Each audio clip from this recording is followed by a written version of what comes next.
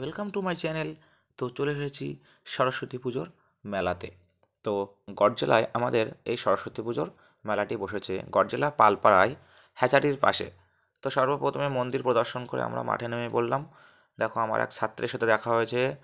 তো বাবু সেখানে আছে দোকানে। তো বাবু দাঁড়িয়ে পড়লো এবং একজন এসে বাবুর যে ব্লেজার সেটা দেখছে, ব্লেজারের চেনটা দেখছে।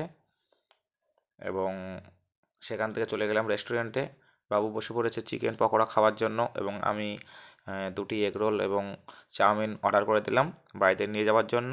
সেখান থেকে চলে গেলাম সরাসরি মোমোর দোকানে। ওয়াও, স্টিম মোমো আমার খুব ভালো লাগে এবং এখান থেকে আমি 2 প্লেট স্টিম মোমো নিয়ে নিলাম বাড়ির জন্য প্যাকিং করে।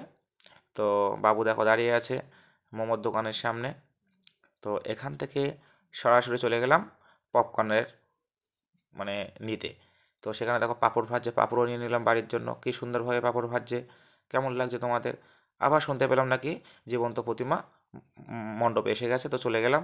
দেখো মা সরস্বতী গিটার হাতে, আধুনিক মা সরস্বতী গিটার হাতে দাঁড়িয়ে আছে, মা কালী।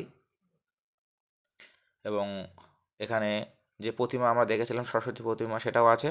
এবং পাশে দেখো নারায়ণের চক্র হাতে দিয়ে নারায়ণ কিন্তু দাঁড়িয়ে আছে এবং পাশে আছে মা লক্ষ্মী। মা লক্ষ্মী সর্বদাই কিন্তু হেসে যাচ্ছে। আবার চলে গেলাম বাবুকে লাফানোর জন্য জাম্পিং রিংয়ে। তো সেখানে গিয়ে বাবু একটু নাচানাচি করলো, আনন্দ করলো এবং নাচানাচি করার পরে আমরা সেখান থেকে বাড়ি চলে আসলাম। ব্লগটি কেমন লাগলো? যদি ভালো লাগে তাহলে অবশ্যই লাইক শেয়ার কমেন্ট করবে এবং তোমরা যদি এই মেলা উপভোগ করতে চাও তাহলে চলে এসো গড়জেলা হ্যাচারিতে।